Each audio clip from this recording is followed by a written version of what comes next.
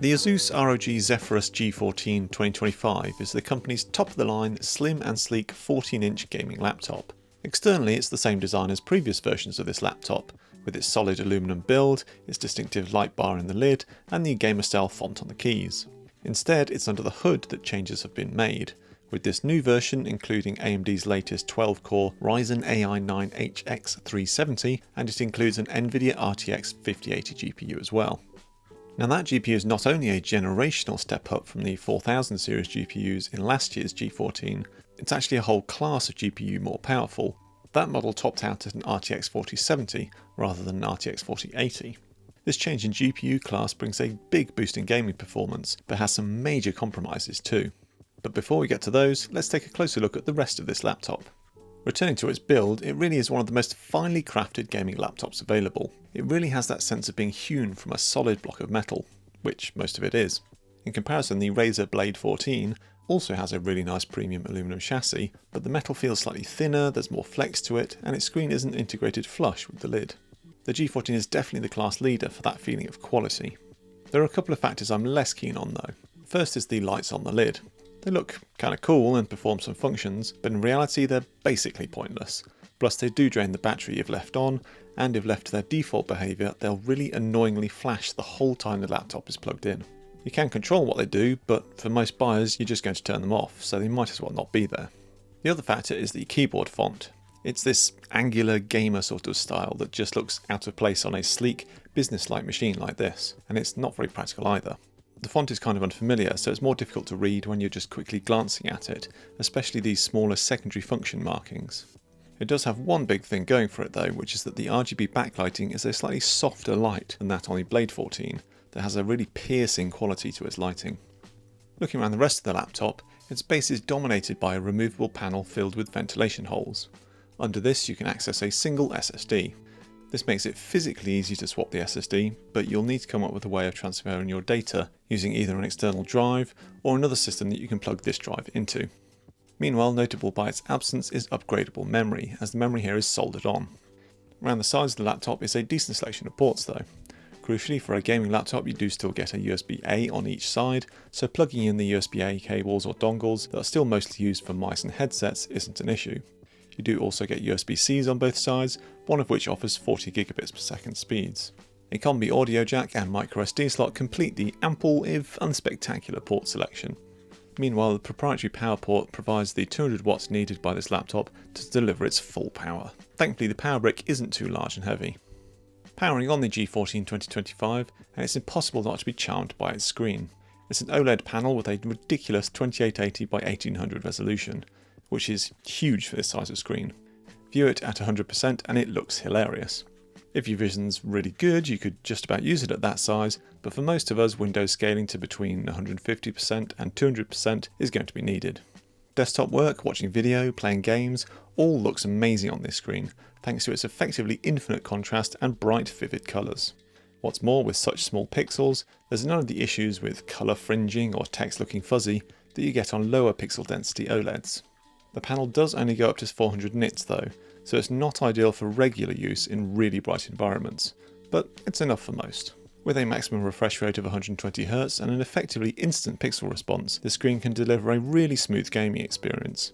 It doesn't compete with the very fastest 240Hz plus displays for esports gaming, but it's still great for slightly more casual rounds of Counter-Strike, Valorant, Apex, or whatever your chosen multiplayer poison is. Also working well for work and play is the keyboard. Font aside, it feels really good with a crisp, defined action, but without any excessive noise. The layout here is great as well, with the addition of the 4 extra buttons at the top being genuinely useful. Even the dedicated button for opening Asus Armoury Crate is welcome, as there are quite a few features on this laptop that you may want to change somewhat frequently, such as the power modes, the lighting on the lid, and the keyboard's RGB lighting. Meanwhile, the large trackpad feels amazing with its etched glass top and defined click. However, for some reason it has a tendency to just freeze momentarily. One trigger for this is switching between the NVIDIA RTX 50 and the integrated graphics of the AMD CPU. Not only does the whole screen go blank as it switches, but the trackpad stops doing anything for a while. Other moments with high CPU activity also seem to interrupt the trackpad. It's very irritating for a laptop of this price. It's no doubt just a software or firmware issue, but one that Asus still hasn't fixed yet. Flanking the keyboard are the laptop speakers that sound really good for a laptop of this size. They provide a good stereo image, and thanks to two sub-drivers on the underside of the laptop, as well as the upward firing tweeters, you get a reasonable amount of bass.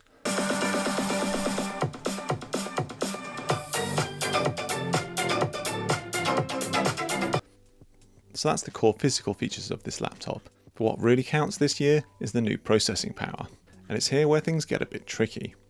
Basically, the CPU and GPU in here are very impressively fast.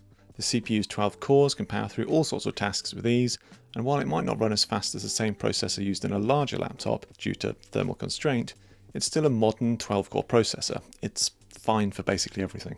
The same goes for the RTX 5080. It's not as fast as the same chip used in the Asus Strix Scar 16, for instance, but it's very close to the same sort of speed, and it's still amazing for a laptop of this size. So there's absolutely no denying this tiny laptop has an incredible amount of gaming power. Crucially, the basically identically sized Blade 14 tops out at an RTX 5070, so Asus really does have a big advantage here. However, all that power comes with huge compromises. The first is so much noise. We're all used to gaming laptops spinning up under full load, but this laptop really goes for it.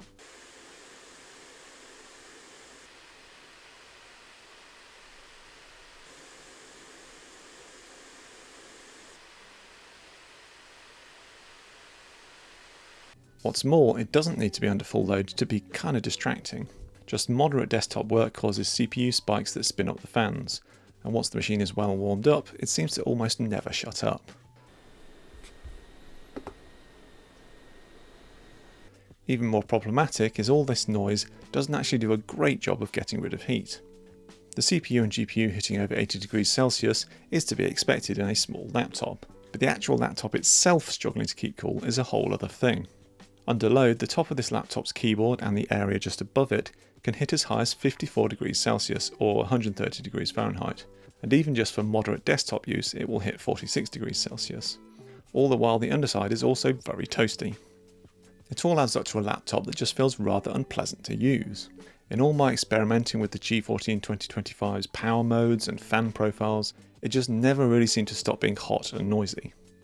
In contrast, the Blade 14 seems to cope far better, though I've not used it quite as extensively yet. There's another problem too though, which is battery life. In gaming it's fine, lasting an hour and a half in the PC Mark X gaming test, which is nearly 50% longer than last year's G14. However, in general use, it's kinda terrible. In the PC Mark X office benchmark, it lasted just 3 hours and 43 minutes with the screen at 50% brightness. That compares to 8 hours and 15 minutes for the Blade 14. The upshot is that I can just cut to the chase with this review.